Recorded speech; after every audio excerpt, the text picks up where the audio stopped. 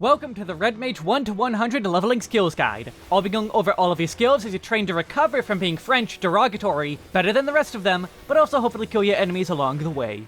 Watch as you go from this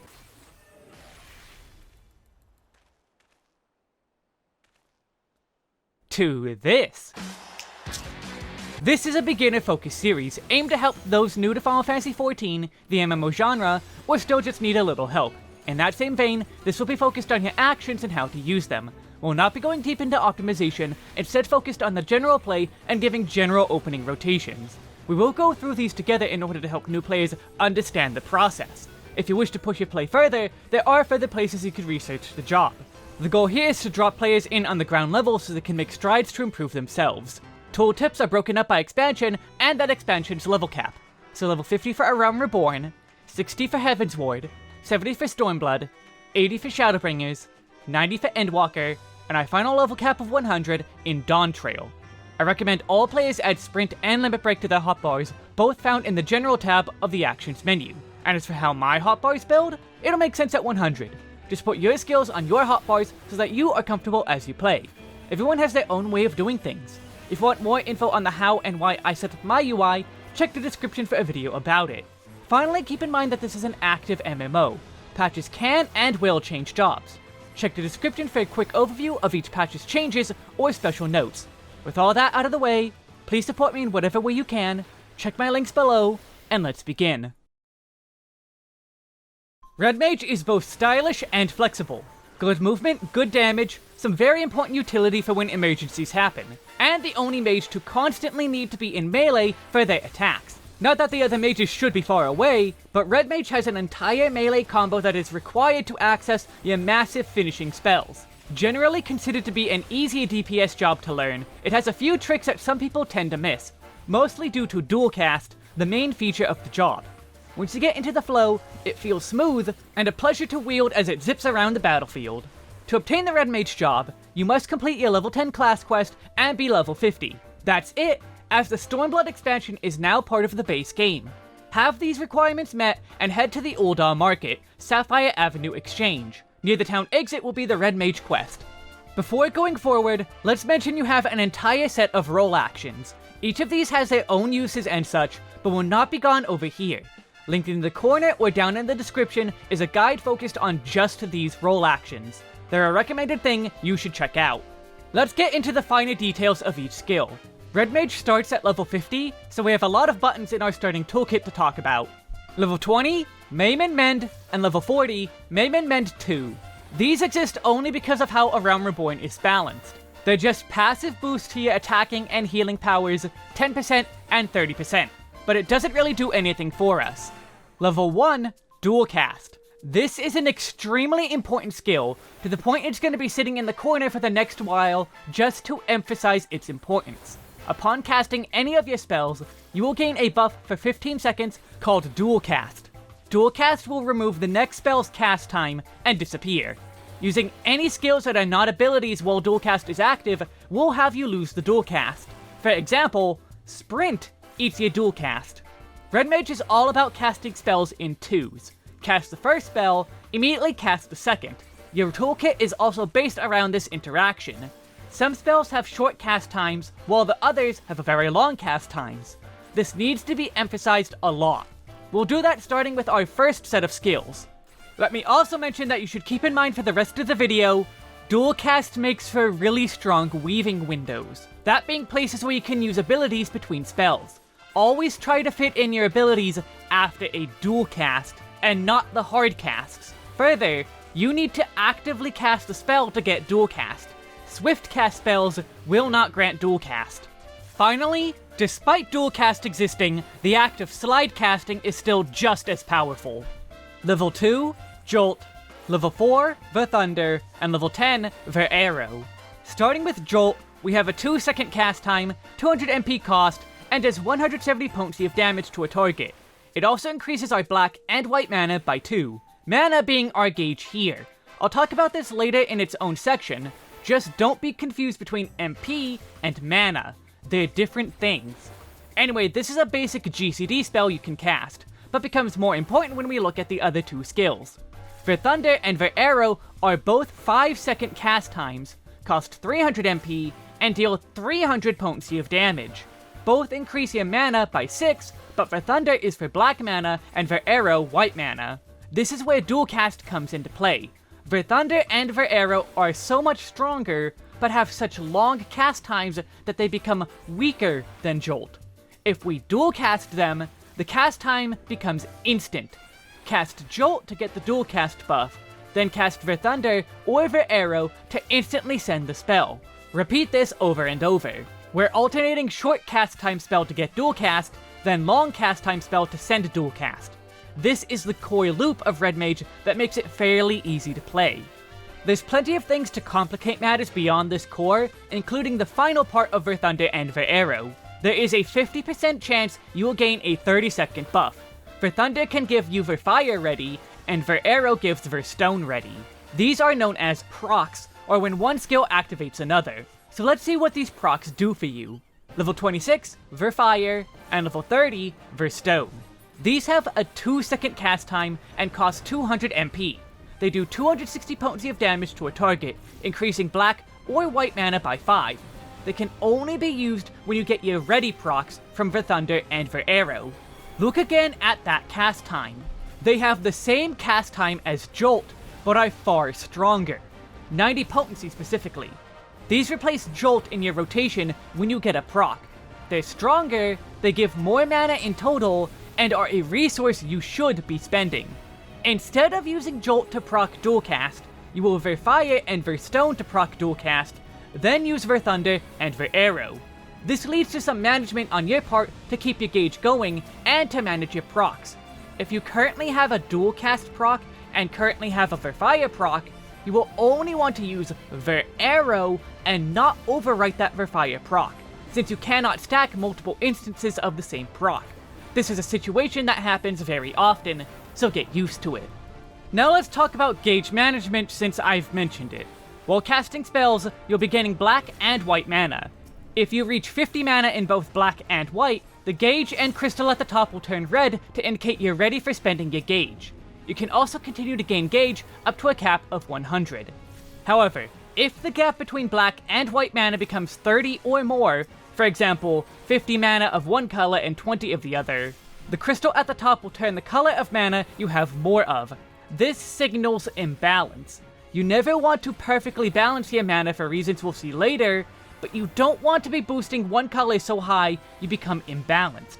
If you hit an imbalance, your mana generation of the lower mana level is cut in half, so when it falls behind, it becomes even harder to catch it back up. This need in itself makes it easy to keep our procs managed. For example, if we use a Verstone proc, we'll likely use the Dualcast on Verthunder unless we already have a Verfire proc. In that case, we'll Verstone into Veraero, then Verfire into Verthunder to alternate. While these situations I outlined are good to get used to, it's pretty difficult to imbalance your mana. 30 is a huge gap. Verfire into Verthunder is only 11 black mana. You would need to do it 3 times to imbalance your mana from perfect balance. Until the end of Stormblood, your highest mana generation is only 7, though Stormblood skills 11 mana. If you put in even the tiniest amount of effort in balancing your mana, you should be fine. So let's move on to our other skills. Level 15, Scatter. Level 18, Verthunder 2, and level 22, Veraero 2. While the other 5 skills were all for single target, this is our AoE, Area of Effect, spell set. These work in reverse. Verthunder 2 and Veraero 2 have a 2-second cast time, cost 400 MP, and deals 100 potency of damage to a target and all enemies within 5 yalms of that target. It will also give you 7 mana of a single color. We then use Scatter, which has a 5-second cast time for 400 MP. It does 120 potency to a target and all enemies within 5 yalms of it. We'll talk about that acceleration potency in a moment, but both black and white mana are increased by 3. While Scatter is essentially our Jolt for AoE, we use that second instead of first, hence being backwards. It actually takes a bit to get used to personally. Jolt into long cast Elemental Magic for single target spells, Elemental Magic into Scatter for AoE. You want to use your AoE spells when there are 3 or more enemies. 1 or 2, just use single target attacks while alternating targets. Level 6, Core, level 40, Displacement, and level 40, Engagement. These are all movement and damaging skills. All three work on a charge system.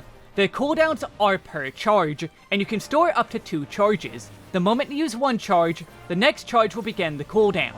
All of these are on a 35-second cooldown, so in total, the charge time for both charges from none is 70 seconds. Core works as a gap closer. It launches you at the enemy and does a 130 potency hit. This has a number of great uses. If the party has to stack together and you're far away for any reason, you can rush in immediately. Maybe the boss put an AoE at your location and you can use it to dodge. Be careful of the fact this is a gap closer as well. Gap closers have animation locks, meaning you can't move or do any other actions until the animation ends. When you hit Core, you're committing to it, even if it's a very speedy move. While you generally do not want to be too far away from a boss, anytime you are, this Core turns that distance into nothing. Being a mage doesn't mean you want to be away, especially when we see the rest of our toolkit. Displacement and Engagement, meanwhile, are on a shared cooldown. Using Displacement will also spend a use of Engagement, or vice versa. This is fine, since both do 130 potency of damage to a target. However, Engagement ends up being the generally superior ability. Engagement is a very quick animation, but can only be used from a point-blank range of 3 yalms. You can keep moving for the duration and stay within melee range. Displacement has a slightly further range of 5 yalms and launches you backwards 15 yalms. This has an animation lock just like Core. You cannot cast again until you land. If you can't see why Engagement is usually better, it's because you aren't thrown away from the boss and no animation lock. Distance is not a beneficial thing on its own.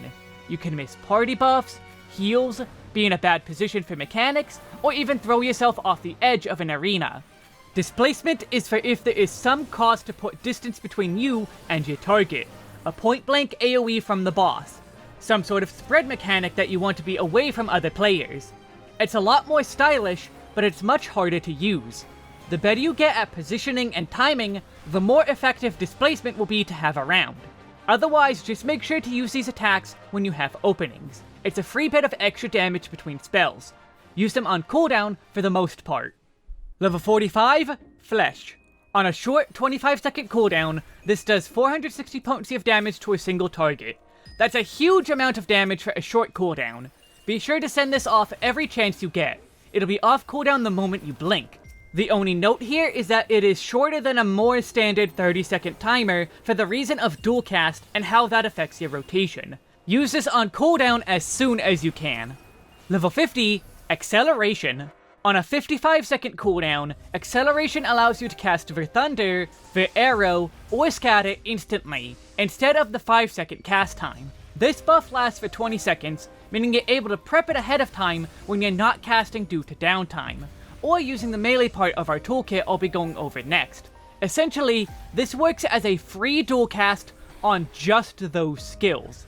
But unlike Dualcast, or even Swiftcast, there's further benefits. As we saw with Scatter, there is an acceleration potency of 170. This is a big boost, making it very worth it in AoE.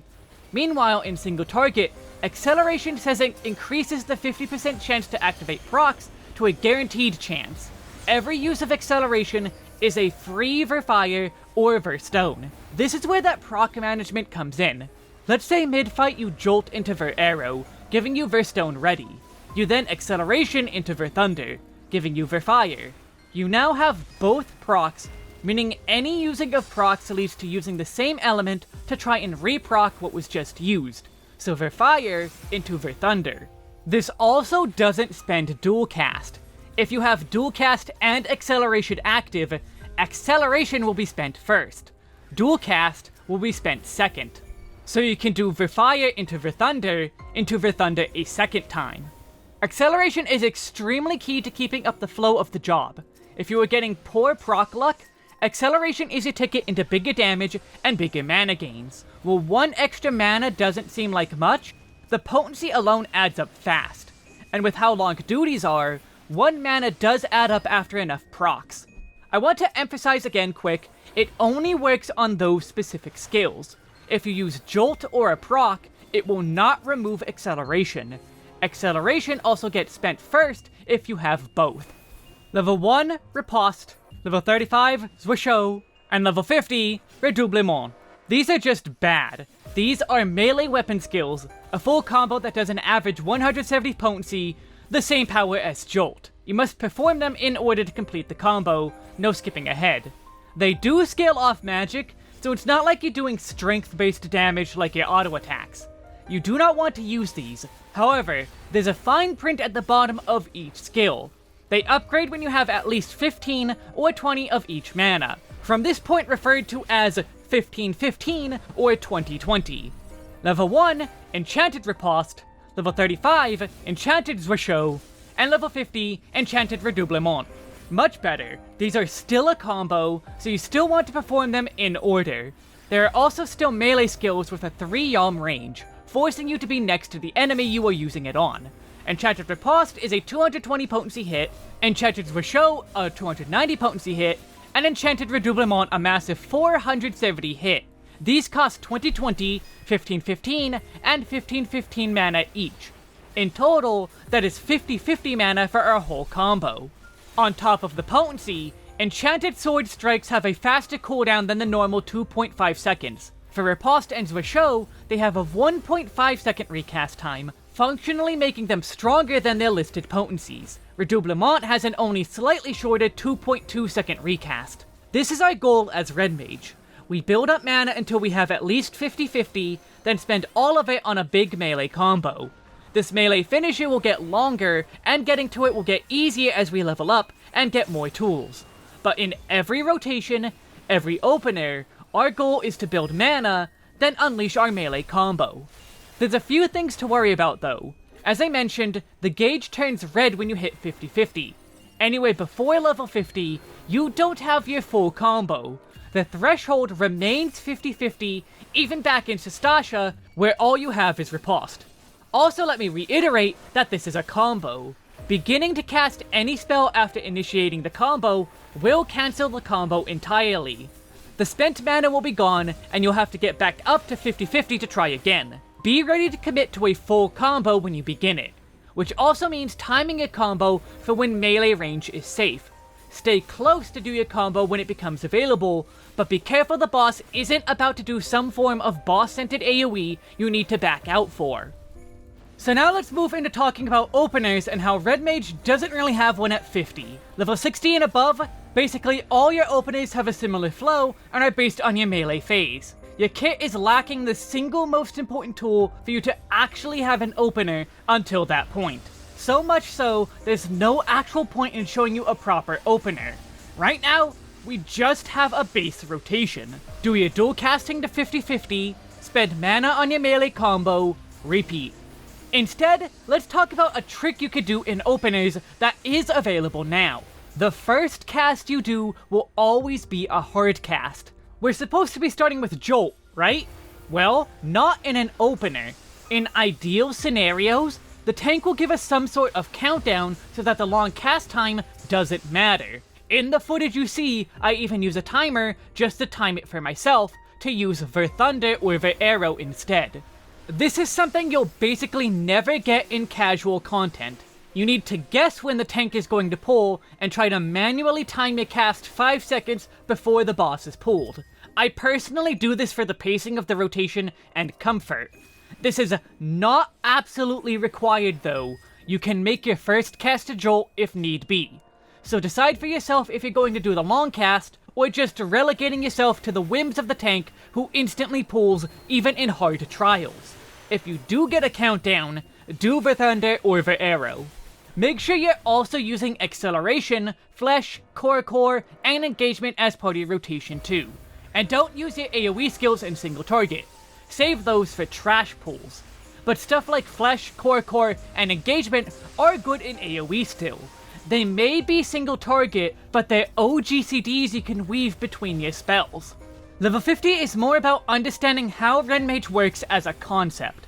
Our cool proper openers are 60+, so we'll save any further discussion of them until then. So let's just move into our Heavensward skills, where the job truly begins. Level 52, Moulinet, Enchanted Moulinet, deux, and trois. So very conspicuous was the lack of an AoE use for mana. The basic Moulinet is worthless, while the enchanted version is great. This has the same 1.5 second recast as your other enchanted melee skills. It costs 20 mana to use, and deals 130 potency to all enemies in an 8-yalm cone in the direction of your current target. Unlike the single target attacks though, this is a self-contained combo. Using Enchanted Moulinet will turn it into Enchanted Moulinet II, which does 140 potency while only costing 15 mana. This then turns into Enchanted Moulinet III, doing 150 potency for 15. This makes AoE cost the same amount of gauge for a 3-hit combo, that being 50-50. Anytime you have 50 mana and there are 3 or more enemies, use this instead of the normal combo. More enemies than that, make sure you're aiming to hit them all with the cone. Level 54, Vercure. Please don't fall into the trap this can lead to. With a 2-second cast time and costing 500 MP, this heals a target for 350 potency. This can be used on anyone. Unlike Summoner's Heal, this isn't complete trash. This is a real heal, but Red Mage is a DPS job, a damage per second job. A heal isn't going to do damage. When I play on healer, in many cases I purposefully leave my allies low on HP for a bit. No mechanics are coming out, and my giant heal of big healing is about to come off of cooldown. Many red mages panic and start to spam Vercure on themselves or the team.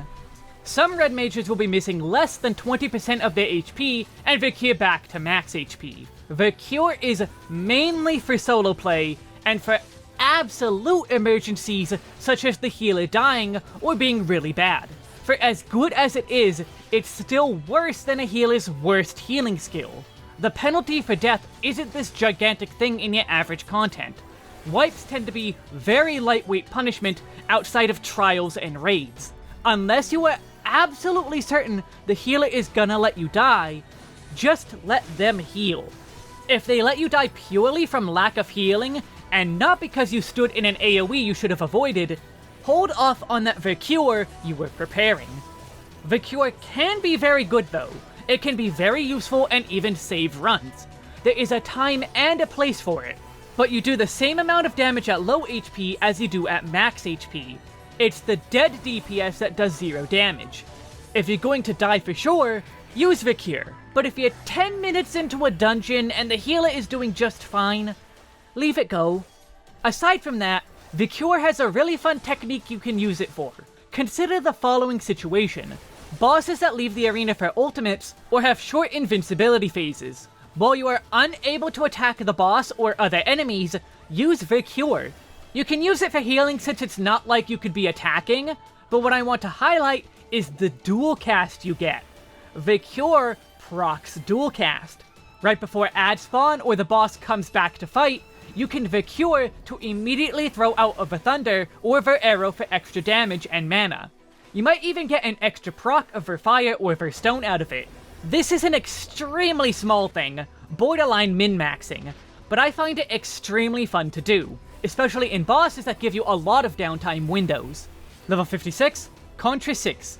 On a 45-second cooldown, this does 380 potency of damage to a target and all enemies within 6 yalms of it. This is your AoE version of Fleche, essentially. It's not as strong in single target, but the AoE power is nothing to sneeze at. You should already be using stuff like Fleche in AoE, but now they take a back seat next to Contre Sixte. Get this out on as many enemies as you can, but also use this in single target. Use Contre Sixte as soon as possible when it comes off of cooldown. Level 58, Embolden. On a 2-minute cooldown, this increases your magic damage by 5% for 20 seconds. Additionally, all allies within 30 yalms of yourself will also gain a 5% general damage increase.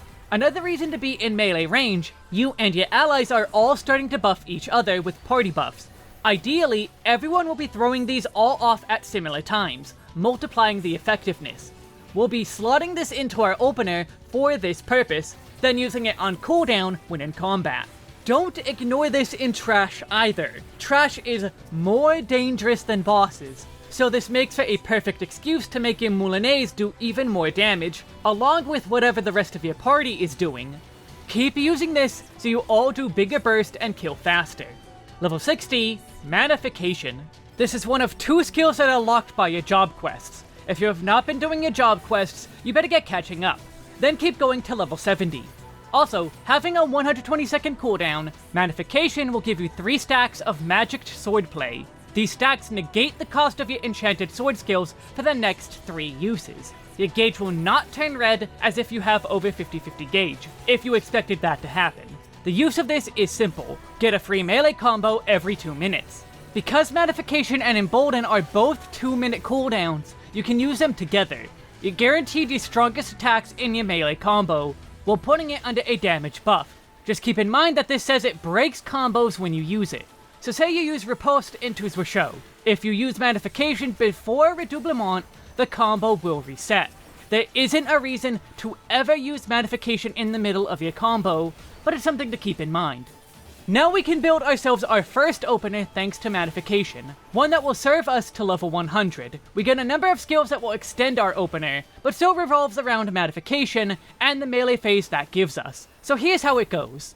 Pre-pull, Veraero, Verthunder, Swiftcast, Verthunder, Fleche, Acceleration, Verthunder, Embolden, Manafication, Enchanted Riposte, Contre Sixte, Enchanted Zwerchhau, Engagement, Enchanted Redoublement, Core. Like I mentioned at level 50, we're going to do a hard cast of our long spells. The fact that we start with Veraero is completely arbitrary. Swap every case of Veraero and Verthunder with the opposite spell, and it all works the same. If you can't get the hard cast of Veraero, feel free to just Jolt on pull. We are obviously going to use that Dualcast on a long spell usage first. We're then going to actually use Swiftcast. Due to the power difference between a short cast and long cast spell, adding an extra long cast is a large gain in the long run. We're using another Verthunder specifically to slightly imbalance our mana. While these low levels it won't make sense, next expansion will see a huge reason to have a slight imbalance. We'll use the weaving window this affords us to Fleche and Acceleration. Fleche is here before we use Embolden for one reason only. For some weird reason, Fleche and Contre Sixte still count as physical damage, specifically piercing damage, though the distinction never really matters. The super short cooldown means we can use it extremely often, twice within what we would consider the opener at level 100. So because Embolden does nothing to buff Fleche, use it here. Acceleration is so that we can get a third Verthunder and guarantee us a Verfire proc. The first 2 casts of Verthunder are only 50% chances, so there's still a significant chance we do not have Verfire. This also gives us 2 more weaving slots for Embolden and Manafication.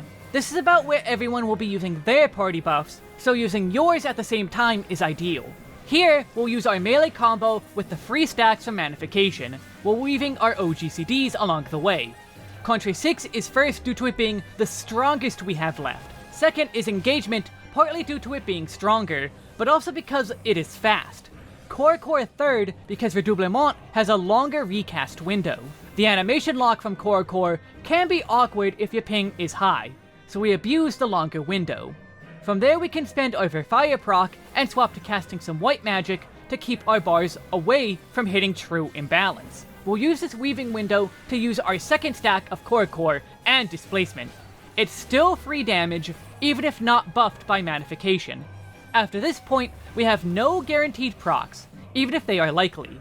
Alternate short cast and long cast skills, while using our OGCDs on cooldown for damage. While there are likely party buffs that increase their damage, we don't have to worry about our own buffs improving them.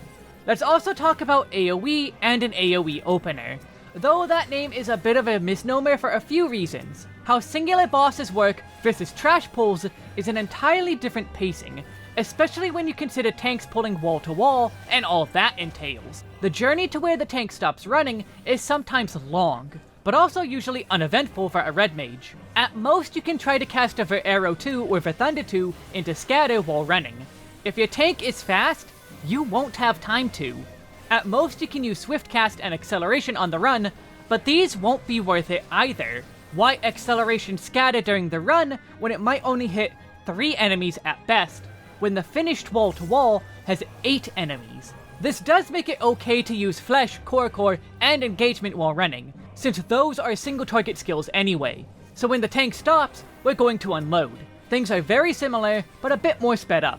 We're going to do a single Dualcast before going into burst. Killing enemies fast in short order is more important than a long thought out opener that benefits an entire duty. Just throw out a melee combo while prioritizing your high power OGCD skills like Contre Sixte. Also make sure to use Acceleration and Swift Cast to get free scatter uses. On to Stormblood, the expansion that Red Mage came with. Here's where we're going to see a lot of what we've been doing solidified as required for properly dishing out damage. Level 62, Enhanced Jolt and Jolt 2. Jolt is now Jolt 2, which does 280 potency of damage to a target. All other effects remain the same. This is a massive power increase, but procs are still stronger. Further, Verthunder and Veraero were buffed to 360 potency, and Verfire and Verstone up to 300 potency. Smaller buffs, but still boosts. Level 64, Verraise. A massive 10-second cast time and costing a huge 2400 MP. This raises a player who has died. This is a much more useful skill than Vercure, but also still temper your expectations. Neither you or the healer can afford to spam raises. They're very expensive. MP is limited, even if overall Red Mage won't normally have issues. If something really bad happens, you can raise the players who died while the healer takes care of giving everyone some HP back.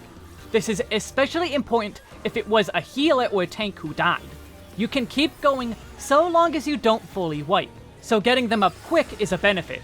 I'm less harsh on this one because a weak heal often won't make a difference without spamming when the healer had it under control. A well-timed raise can save a run immediately. Let the healer handle it if they're not struggling and say only one person died, but if the healer dies, or some mechanic fails and severely damages the party, help by raising. An entire party member being alive is worth more than one lost cast. Make sure you're dual casting this. Do Jolt into Verraise, or even Vercure into Verraise if things are that bad. And the time you take hard casting Verraise, you could cast 4 spells. Also, this skill is amazing in field operation duties. There's bodies everywhere, so you'll get to cast it a ton. Just don't expect to be doing a lot of attacking afterwards. Level 66, Scatter Mastery and Impact. Scatter joins in the upgrade, becoming Impact. This makes the base potency 200, 30 more than the acceleration potency of Scatter. Then the acceleration potency of Impact is 250. That's a huge hit from where we were. Otherwise, everything else remains the same. Make sure you've been using acceleration in AoE. Level 68, Mana Stack. Level 68, Verflare. And level 70, Verholy. Our gauge has been expanded. On the bottom are now 3 diamonds. This is the Mana Stack. Using enchanted skills in a row, regardless of what they are, regardless of if they're in a proper combo order, will fill the Mana Stack. I say in a row because using any other spell will empty your Mana Stack. So like we've already been doing, we have these 3 hit enchanted combos that cost 50-50 mana. Doing a full combo will give us a full Mana Stack. With a full Mana Stack, both Verthunders and both Veraeros will turn into Verflare and Verholy respectively. Verholy is our level 70 job quest skill, so absolutely be sure to get it. Using either of these skills will spend your Mana Stacks. They have the same effects, but black or white magic based, just like the other skills. You will gain 11 mana of their respective color. They both do 600 potency AoE to a target. All enemies within 5 yalms of the initial target will take 240 potency of damage. This is a massive hit for both single target and AoE. And the best part, there's no cast time, meaning you can continue moving once your melee combo is finished. Finally, there is a 20% chance of getting a Verfire or Verstone proc. However, say white mana has 5 mana and black mana has 10. Using Verholy will have a guaranteed 100% chance to get Verstone because your white mana is lower. This is ultimately why you do not want to be perfectly balanced on mana. A slight, tiny imbalance of even 1 mana is enough to guarantee you a free proc. Procs are still an economy we want to be using to the best of our ability. These procs are common and extremely useful. They're stronger and lead back into more melee combos and finishers.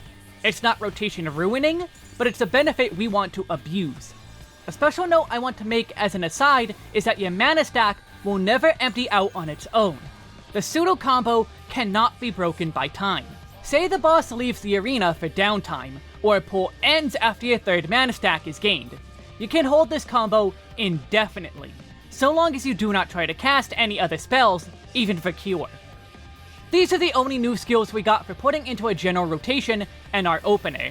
It's one skill after our melee combo, but it's still more. Specifically, we're going to be adding Verholy in, since we do 3 Verthunders in a row. If you use Veraero instead, use Verflare. We intentionally gave ourselves a slight imbalance so that this is a guaranteed proc. This means we will have both a Verfire and Verstone proc. As such, when we get out of our melee combo, we can do both a Verstone into Veraero and Verfire into Verthunder. After this, we're not guaranteed to have any procs, so we can't build an opener further from here. The same applies with AoE, though consider that I've not mentioned procs. The proc we get will be entirely worthless except for if 1 or 2 enemies are left over at the end. Wall-to-wall pulls have a lot of mobs, so a single target skill has no place here. Verflare and Verholy are still entirely worth it for AoE, but the proc it gives is worthless. Easily added, and it's not much since it's a very specifically timed skill. Let's get moving into Shadowbringers, where it's going to end on a very similar note. Level 72, Enhanced Displacement. Despite the name, this improves both displacement and engagement. They are now 180 potency. This is a nice power improvement, but means nothing for us beyond that. Level 74, Red Magic Mastery. This lowers the Contre Sixte cooldown to 35 seconds. It's not a full potency boost, but we get to use it more. If you need to and can simplify it mentally, just pretend the cooldown is 40 seconds. Otherwise, you still want to use this as close to the cooldown as possible. Verthunder 2 and Veraero 2 are up to 120 potency as well. Level 76, Reprise and Enchanted Reprise. Just like everything melee, the base version is just trash. Enchanted Reprise is the version we want, which is what Reprise becomes when you have 5/5 mana or more. This does a ranged attack of 290 potency to a target. This is a movement tool. Attacking while moving is better than not attacking at all. The issue is the cost. You're almost guaranteed to have enough mana to use Enchanted Reprise. If you're not at 50/50 yet, you can't use your full melee combo. It's not a waste of mana inherently, but it could cause you to eventually lose out on an entire melee combo. When you know you will need to move, Swift Cast and Acceleration are there for that. You can hold onto both or either of these tools when you know you'll need them. Reprise is your last line of offense. If you can manage to stop to get a Dualcast running instead, go for it. When you're out of options, that's when you reprise and move. Despite the mana cost, this does not benefit us in getting mana stacks. Level 78, Enhanced Manafication. Manafication has been reduced to a 110 second cooldown. This makes it easy to use every 2 minutes, but also misaligns it if you use it on cooldown. As a casual player, you can just always pair this with Embolden. Ignore this bonus, have it be 2 minutes. As a more advanced player, you're going to use this on cooldown if your kill time will give you an extra use of Manafication at the end of a fight. More importantly is a new additional effect. You gain stacks of Manafication for 30 seconds. This increases the magic damage of the next attacks you do by 5%, spending the stacks with each attack. This is going to always be used for your melee combo and its finishers. Level 80, Scorch. After using Verflare or Verholy, Jolt and Impact will become Scorch. This is a double finisher, doing 680 potency to a target, and a 5 Yum AoE doing 272 potency of damage to all enemies next to the target. You also gain 4 black and white mana. There's not much to mention here, beyond just use it as part of your melee finisher. It's a simple insert into our opener. Slot in Scorch after Verholy. Everything else remains the same otherwise, though I am going to push our second uses of Engagement and Core into the Scorch Weaving window. This is for a specific reason at level 100. You can use them after Verholy still, but it'll be here in the visual. The same applies for AoE. Just throw in Scorch as well, with it doing a really big splash. That's a very small change we've made, and wouldn't you know it, it's going to happen again in Endwalker. Luckily, that's not the only big thing we're getting. Level 82, Red Magic Mastery 2, Verthunder 3, and Veraero 3. Verthunder and Veraero are upgraded automatically into Verthunder 3 and Veraero 3. These are small potency boosts and nothing more. Cool visuals though. Level 84, Red Magic Mastery 3, and Jolt 3. More mastery! Jolt matches with being Jolt 3. There's also a lot of other attached potency boosts. This does not change our rotation at all though. Level 86, Magick Barrier. On a 2-minute cooldown, this protects the team for 10 seconds. It has a 30 yalm range and will reduce magic damage taken by everyone affected by 10%. HP recovery is also increased by 5%, helping your healers top everyone back up. Most all raid-wide damage in the game is magical. Very little is physical. Point is, most things that will unavoidably harm the entire party will be reduced in power by Magick Barrier. The range of it almost guarantees everyone will be protected, outside large alliance arenas. If you can't tell when something is magical, watch when you take damage. The little icon will be a staff. Most enemies in dungeon trash pulls use physical attacks, but there's some magical auto-attacking enemies. More importantly, 5% extra healing is useful no matter what the damage type. You can pop off Magick Barrier in the middle of a trash pull to help the healer keep pace with the tank's draining HP. It's not a huge boost, but it can make the difference for those 10 seconds. Magical enemies just further improves Magick Barrier's usefulness in trash pulls. Remembering to time a new defensive buff in trash pulls can be weird, but hopefully Adel has made you practice for boss fights. Level 88, Enhanced Acceleration. This turns acceleration into a skill with charges. You can now hold 2 stacks of acceleration. This has more implications than just extra acceleration. You can keep acceleration on cooldown at all times while holding that second acceleration charge for movement. Another option is if we run out of procs. Use this extra acceleration. This way we don't waste any uses of acceleration, but we don't miss out on any potential procs. If you're about to cap out on uses of acceleration and have both procs, use one anyway to ensure the cooldown keeps rolling. There's still always going to be times that we run out of procs and acceleration is on cooldown. There's always going to be a small luck element, but now it's much more likely we don't get any major starvation as we fight. Level 90, Enhanced Manafication 2, and Resolution. Manafication now has 6 stacks of 5% damage up, because our finisher has gotten longer yet again. After using Scorch, it becomes Resolution. This is a 750 potency hit, 300 potency for all enemies after the first, and adds 4 mana to black and white. However, this AoE shape is different. This is not a circular AoE on a target. This is a straight line starting from you, sent in the direction of the target for 25 yalms. This means you need to better position yourself with enemy packs. It's a pretty thick AoE, but if you want to maximize your damage, use the time spent on the first 5 hits to find the best position for Resolution. Hit as many enemies as you can. In single target, just fire it off. You're not going to skip out on a 750 potency hit after doing Scorch. It's kind of an obvious gimme. This changes our opener a bit, but surprisingly the bigger change is the second acceleration.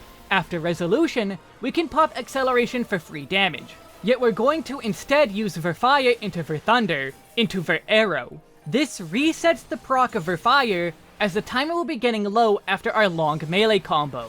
Acceleration gets spent first, ensuring we get Verfire back. We can then spend the Dualcast from Verfire on Veraero. There is no guarantee that Veraero gives us a proc reset, so that Verstone is fine to stay there. One other note for this acceleration usage is that it assumes you will not need it later for movement. If movement will be required, holding it is more than likely preferred. In AoE, our acceleration uses remain far simpler, since we always want to use it on impact, which never gives procs. We don't have to worry about proc refreshing either, meaning we can skip the Dualcast part of the equation too. Just do acceleration into impact. It's a slow, sure build on top of the finisher more than anything. Acceleration being given an extra stack is really good for us, but it's Dawntrail that will give us more changes to our overall rotation, while also still managing to extend our finisher. Level 92, Enhanced Embolden, and Vice of Thorns. This is our one and only example of action change settings. In the skill list, you can set Embolden to change into Vice of Thorns, leave it as a separate button, or both at once. There's also the ability to set a small delay to it so you don't accidentally double tap and use Vice by accident. Set your settings as you wish, but I will be keeping mine full on. Either way, Vice of Thorns is an extra attack from Embolden. It deals 800 potency to a target and 320 potency to all enemies within 5 yalms of it. Given it's the same size as Verholy and Scorch, you know how to aim this in AoE. Different though is that this is an OGCD attack. Weave this in where you can for another huge hit. A good spot for it is after Verholy, since it's your first double weaving slot after you start your melee combo. Level 94, Enchanted Blade Mastery. What do you think this boosts? Otherwise it's entirely just potency boosts. Level 96, Enhanced Acceleration 2 and Grand Impact. Using Acceleration is now going to give us 2 instant casts every use. On top of the Acceleration usage, Impact and Jolt 3 become Grand Impact. This is a 600 potency AoE on a target. All enemies within 5 yalms of the target take 240 potency. If you use your melee combo while having Grand Impact, Scorch and Resolution take priority and will replace Grand Impact until they are used. Grand Impact is just super cool and really strong for an extra skill from every acceleration. Just keep in mind, you cannot keep the usage in your pocket without procs. Using acceleration will guarantee you 1 proc, and you can hold on to Grand Impact for as long as you need, so long as you keep getting procs. But if you run out of procs, you must use Grand Impact to gain access to Jolt again. Also keep in mind Grand Impact does only have a 30-second timer. In AoE, Grand Impact replaces Impact. That means you have no choice but to use Grand Impact first. Given most AoE situations are trash pulls anyway, this won't really be an issue. It's just something to make note of. Level 100, Enhanced Manafication III and Prefulgence. Fun fact, in the Dawntrail Media Tour, this was called Cineration. Otherwise, this is yet a further finisher after your melee combo. By a technicality, you actually do not need your melee combo at all. Manafication stacks get spent on any spell uses, and you will get Prefulgence simply by spending all those stacks. But let's be real, you should only ever actually be getting this after your melee combo. This is a massive 1000 potency AoE that does 400 potency of AoE damage to all enemies within 5 yalms of the target. This too is also an OGCD like Vice of Thorns. This is always on the Manafication button, no action change settings like you would expect. Simply pop this out after resolution, since that gives you a weaving window. Be sure to note that this isn't after every melee combo like your previous skills. Prefulgence is solely after spending Manafication stacks. Seems redundant to mention it again, but you know. We've reached level 100 and the full toolkit of Red Mage. That means we're at the opener we've been building up to all this time. Instead of just showing the additions, I'm going to do a full go-over of the opener. This will work as a refresher on things up to this point, as well as point out things that may be of interest. We start with a pre-pull cast Veraero, since the time before a pull is just free time to prepare a cast. In casual content, you likely will just be using Jolt instead, since tanks tend to just instantly pull, even in difficult fights. You'll have to wait for extreme or harder duties to actually make use of this. That or force the issue and just do the hard cast anyway. We then Verthunder, and will Verthunder several times to ensure we slightly imbalance our mana. We don't do Veraero over and over, simply because that's a bit too close to the 30 imbalance we want to avoid. We'll Swift Cast and Accelerate for the next 2 GCDs to get more quick casts. Along with the Accelerate is Fleche. The reason we use this so early is twofold. First, Embolden does absolutely nothing to benefit Fleche, since it counts as piercing damage. Secondly, the timing of this use will miss party buffs. That seems bad, but it's fine for 2 reasons of its own. Firstly is the usage of potions, but more relevant to this video is the cooldown timer. Fleche will come off of cooldown as you cast a spell rather than mid-cast. This means you don't delay the cooldown even a second or 2. We're going to do 3 Verthunders in a row, specifically to time our main burst with everyone's party buffs. Most jobs will activate their own buffs at the 2nd or 3rd GCD, so we'll match that. We'll have time to double weave both Embolden and Manafication and go into our normal melee combo string, plus finishers. The part to go over here is the OGCD usage. First is Contre Sixte for similar reasons to Fleche, and being the strongest of our remaining OGCDs, with a dedicated cooldown and no charges. The timing of Contre Sixte is more important, while Engagement and Core have charges to fall back on as needed. Those come next because those are still cooldowns to use. We'll Verholy specifically because of our mana imbalance. Here we'll use our Vice of Thorns. It being this late isn't a problem, just because there is no dedicated cooldown timer for it. As long as we put it under party buffs, we're good. We'll then use our second charge of Engagement and Core after Scorch, into Prefulgence after Resolution. Prefulgence cannot be used any earlier than here, so it's alright. Now comes the most intense part of the opener, ironically. This is the proc and acceleration section. We are guaranteed to have Verfire and Grand Impact from Acceleration, and Verstone from Verholy. We'll use Grand Impact since the timer for that is running low, into our second Acceleration. Both uses of our first Acceleration have been spent, so using it here gives us very easy procs. We will spend our Verfire proc, which will give us Dualcast. We will instead Grand Impact for the Potency. This will be the last skill Embolden buffs, so priority to the strongest one. This doesn't spend Dualcast since there is no cast time, letting us Acceleration Verthunder to get a fresh new Verfire proc. Our second Fleche will come off cooldown, easily used here. We'll end off with spending Dualcast on Veraero. This does not guarantee us a proc, and we just got a fresh Verfire. This means even if we do overwrite our Verstone, it's the proc that had a lower timer. A few GCDs after this, we can swift cast a spell as Contre Sixte comes off of cooldown to ensure that doesn't delay, but I'll end the visual part here. I also want to return to a note I had earlier. Acceleration is for procs and movement.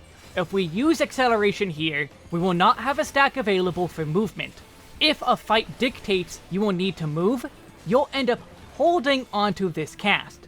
Red Mage is very flexible and can have as many openers as there are different needs for getting around movement downtime. With that overview done, let's do the karaoke opener. This is where I'm going to say the names of skills as they are used, in time with the footage. This will give you an overall better idea of the pace of the opener overall. Unfortunately, skill names are long, many used via weaving, and they're French, so the speed and my performance may make this less than ideal for that purpose for you.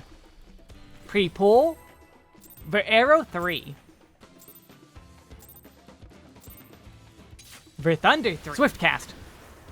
Verthunder III. Fleche. Acceleration. Verthunder III. Embolden. Manafication. Enchanted Riposte. Contre Sixte. Enchanted Zwerchhau. Engagement. Enchanted Redoublement. Verholy. Vice of Thorns. Scorch. Engagement. Core. Resolution. Prefulgence. Grand Impact. Acceleration. Verfire. Grand Impact. Verthunder III. Fleche. Veraero III. Now onto the AoE opener. Acceleration is the main star here. Of course we're going to simply slot in Vice of Thorns and Prefulgence, but the ending part gets extended. Remember that Grand Impact overwrites Impact, so you have to use them in this order. We go into Burst immediately once the tank stops pulling, not sooner than that. If you end up not needing both acceleration uses here, feel free to save the second one for the next pool. That's Red Mage. This is my favorite of the casters by a country mile. It has a lot of flexibility, fun movement tools, and just neat. Every rose has its thorn, and that's what you'll be killing the enemies with. Thank you for watching this Red Mage 1 to 100 leveling skills guide. Feel free to give feedback or ask questions on what might still be confusing to you. I'm always seeking to improve, as should you. Don't stop with this guide, even if I succeeded in helping you improve. Please leave a rating, comment, sub, those really do help creators. You can also come watch me on Twitch or even go follow my Patreon. The links in the description will take you where you need to. Have fun in your adventures across Tyrol, and may the power of Anne and Nidhogg lay waste to your enemies.